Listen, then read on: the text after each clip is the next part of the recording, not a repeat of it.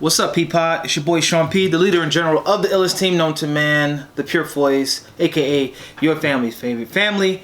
And I'm with Key today, and today we want to talk about getting our house. We're the Purefoys, and we'll be alright. We'll be alright. Alright, so we are coming up on living 2 years down here in Virginia. And it has been an experience, nonetheless. When you think about our 2 years living down here, what comes to mind? That I have to travel 45 minutes to get to a Target. Yeah. So life as we come to know and love has just been different. Let me just put it that way. From just the scenery to the lifestyle to the mentality of like the people that we live around. It's just been a constant learning curve. It's slow. Everything down here is slow. Yeah. I like slow though. Slow is cool, you know, and I think that we've adjusted pretty well. Of course, like anything, it has its pros and its cons. Overall, I would say that we're doing really well. I think the family is in a great position.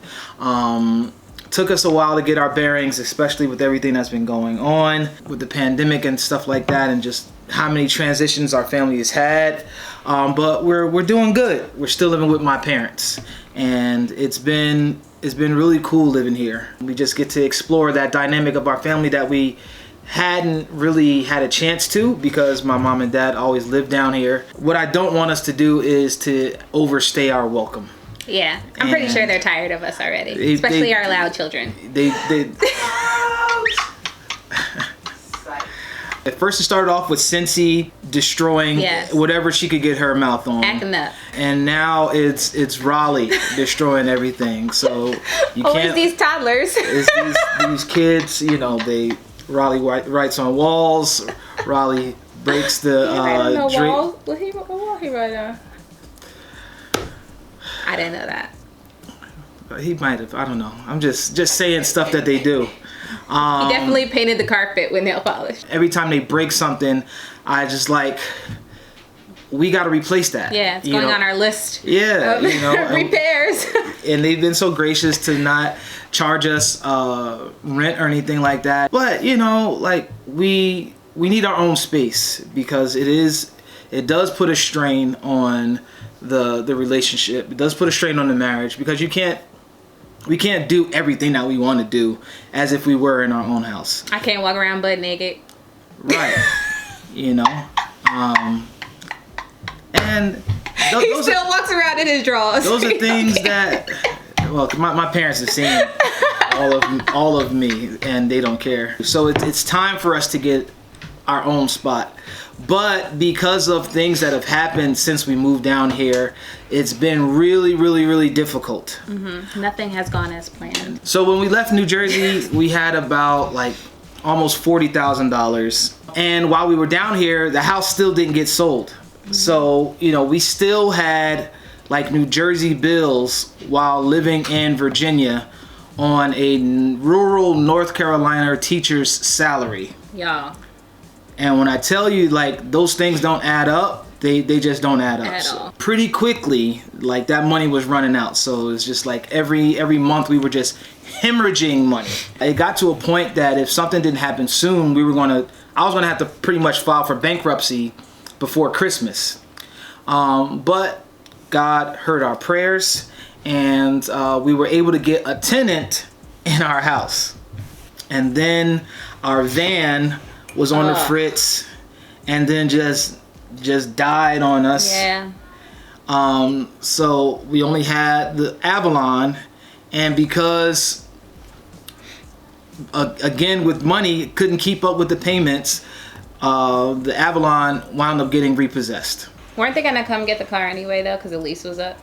No, I still had a couple, like a month or two because of the thing, but they definitely came to get that mug earlier because I owed Toyota some money. For me, being the provider of the household, it was definitely a stressful time, and it was really hard to see God's plan in action going through all of that. Yeah, we felt as though things were probably falling apart We didn't have any car.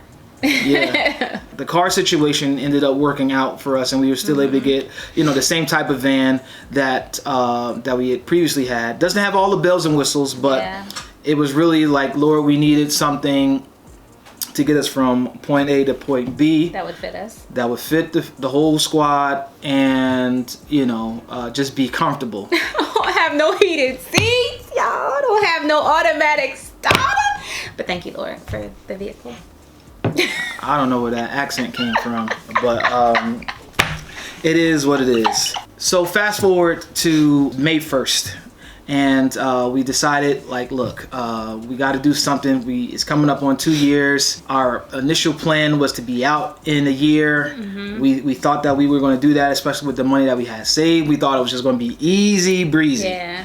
And it was none of those things. So now it's time for us to build a home. We decided on the kind of home that we wanted, and we wanted to get a modular home. A modular home is a little different from a pre-manufactured home or mobile home, as he likes to say, because it is basically the same stick build as a stick build, but it's built in a factory, and it has higher standards than a mobile home. Also, with this company that's down here, they offer like customizable floor plans, and that's something that was really appealing to us because we do want a multi-level home.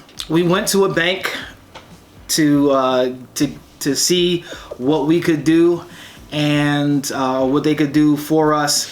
And because of my credit, which has suffered tremendously since moving down here because of everything that's happened financially, they was basically like, nah. Say what now? What's your credit score? Yeah, credit was like a no-go. When someone ain't really rocking with you by like their tone, because when we first went in there, it was just like, oh hey, how's everything? All right, so we want to do this and we want to do this and we just want to run this. And when the credit scores came back, she was just like, we gave it a try. And her whole tone just changed. And I have this issue with like rejection, and it just like kind of like floored me a little bit. I got a little depressed, I'm not even gonna lie, because it's just like, God, what am I gonna do for my family? We can't keep staying with my parents. They're awesome, but they need their space back, and we need our own space. And like that ride home from the bank was like Quiet. I began to just really think about like what God has done for us and what he's shown us through trusting him since we've been down here. We thought that we were going to lose a house, then we got a tenant. Even though the tenant situation is not working out the way that we wanted, they still haven't repossessed our house. It hasn't gone to foreclosure, any of those things.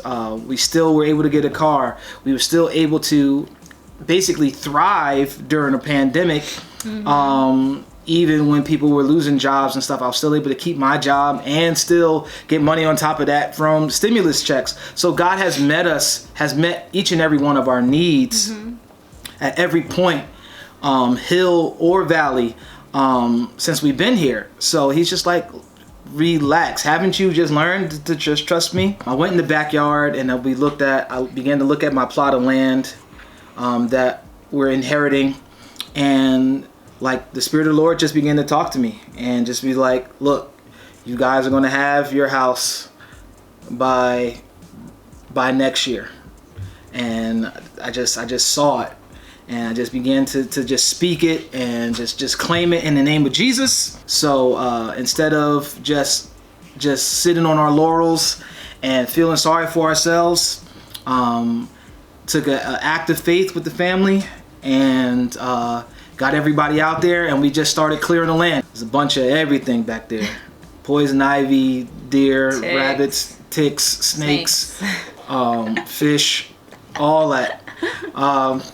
We do have water back there, guys. It's in the spring. It's way back. Not in the trees. There's no fish in the trees. Even though we don't have the money to build the house, even though we don't have the resources yet to build a house, we're going to still act on faith and move in faith and just do it. Yeah, So we have to prepare the land in order to build the house. So that's where we are now.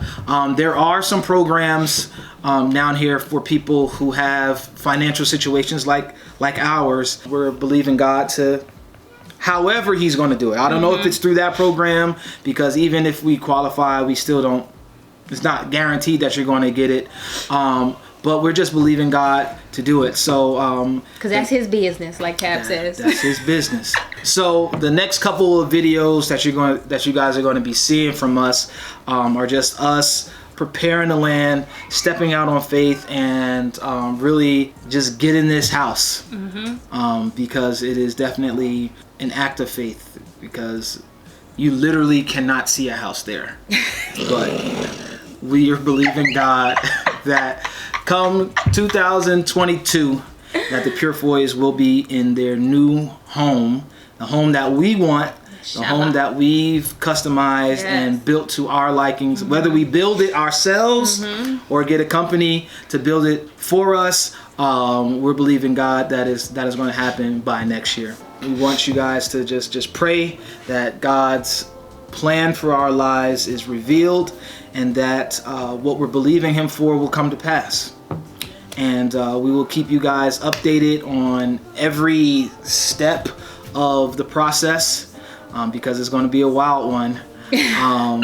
But we just ask you guys to continue to support and show love. And we'll see you in the next video. All right. And until then, live, let love. Peace.